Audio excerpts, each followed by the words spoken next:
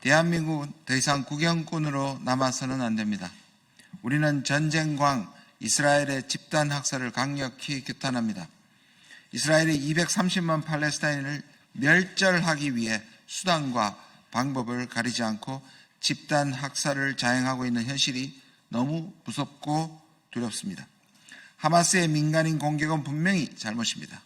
그러나 집단 학살을 우리는 용납할 수 없습니다. 복잡하게 얽혀있는 이스라엘과 팔레스타인의 어두운 역사와 정치적 이해관계를 따지기 전에 우리가 오늘 목도하고 있는 비인간성과 학살의 현실을 직시해야 합니다.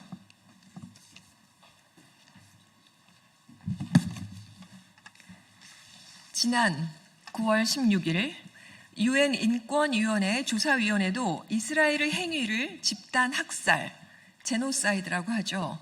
그렇게 규정했습니다. 조사위원회의 발표에 따르면 2023년 10월 7일부터 2025년 7월 31일까지 6만 199명의 팔레스타인인이 사망했습니다. 그중 18,430명은 어린이, 9,735명은 여성입니다. 팔레스타인의 기대 수명은 불과 1년 만에 75.5세에서 40.7세로 추락했습니다. 죽음의 일상이 된 현실입니다. 이스라엘은 민간인 아파트와 병원을 집중적으로 공격합니다. 대피소, 식량 배급소, 안전지대조차 예외가 아닙니다. 이스라엘 국방장관은 팔레스타인인을 인간 동물이라 칭하며 주저하지 말고 제거하라고 지시했습니다. 그 결과 노인, 임산부, 장애인, 어린이, 의료진, 언론인, UN 구호 요원까지 살해되고 있습니다. 목적은 오직 팔레스타인인의 말살입니다. 미래의 위협을 제거한다는 명분으로 어린이들을 공격하고 아이들이 미래에 자녀를 가질 가능성 자체를 차단하기 위해 고의로 머리와 복부에 총격을 가하고 있습니다. 일부러 산부인과 병동과 생식, 모성 건강시설을 집중적이고 체계적으로 파괴합니다. 아이들은 혼자 있을 때도, 흰 깃발을 들었을 때도, 부모와 함께 있을 때도 총격을 당했습니다. 팔레스타인인은 가방만 들어도 테러리스트로 몰립니다. 수천 명이 구금되어 고문, 구타, 강간, 성폭력에 노출되어 잔혹하고 비인도적이며 비인간적인 대우를 받고 있습니다. 더욱이 이스라엘은 전기와 식량을 전쟁 도구로 삼아 생존 자체를 위협하고 인도적 재앙을 일부러 만들고 있습니다. 집단 학살의 금지는 국제법상 예외적인 절대적 규범입니다. 조약 가입 여부와 관계없이 모든 국가의 구속력을 갖는다고 국제사회가 인정하고 있는 것입니다. 이스라엘의 집단 학살은 당장 중단되어야 합니다. 그것이 인류가 유지될 수 있는 최소한의 양심입니다.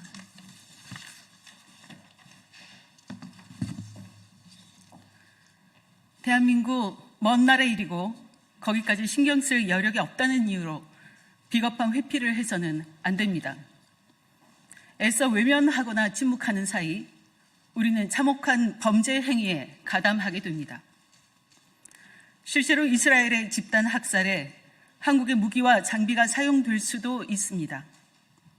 2023년 10월 이후에도 총열과 총몸, 프레임 등의 무기 부품이 수출되었습니다.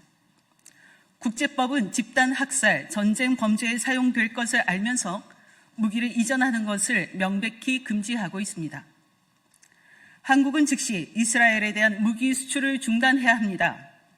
더욱이 오는 10월 17일부터 열리는 국내 최대 방산 전시회인 2025년 아덱스에 이스라엘 국방부와 방산기업 등 9곳이 참가 신청을 했습니다. 그중에는 가자 전쟁에 무인기를 제공해 학살에 이용된 것으로 알려진 기업도 포함되어 있습니다. 우리가 그들의 학살 무기를 홍보하는 장을 열어줘야 합니까? 대한민국 국방부는 당장 그들의 입국을 금지해야 합니다. 방산 수출이 아무리 중요해도 집단 학살에 쓸 무기까지 팔아야 합니까? 죽음의 상인이 되어서는 안 됩니다.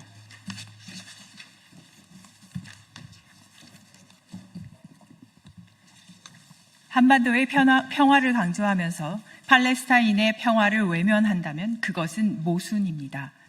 대한민국은 2025년 9월 유엔 안보리 의장국을 맡고 있습니다.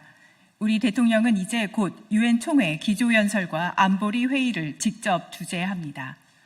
평화를 제1의 가치로 여기고 평화가 최초가 되어야 한다고 믿는 대한민국의 대통령은 이 자리에서 이스라엘의 집단 학살 중단을 촉구하는 메시지를 발표해야 합니다.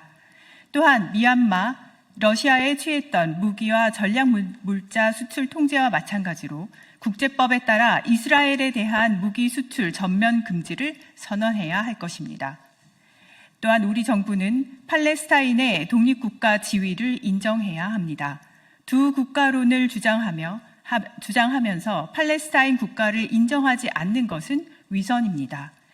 우리 정부는 이미 지난해 4월 팔레스타인의 유엔 정회원 가입 결의안에 찬성표를 던진 바 있습니다.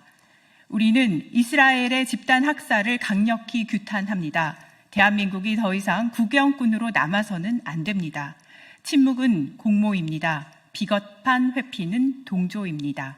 2025년 9월 22일 조국혁신당 국회의원 일동. 예, 두 가지만 더 추가로 말씀드릴 게 있습니다. 또 최근에 가자전쟁 중단 휴전 결의안에 15개국 상임 비상임국 안보리에서 미국의 거부권으로 다시 중단되었습니다. 미국이 이스라엘 정쟁을 부추기고 있습니다. 최근에는 트럼프는 네타냐후와 이스라엘의 국방장관을 전범으로 지정했던 국제사법재판소 검사를 제재하고 있습니다. 이제 이스라엘 범죄가 미국의 범죄가 되고 있습니다. 이상 기자회견을 마치도록 하겠습니다. 고맙습니다.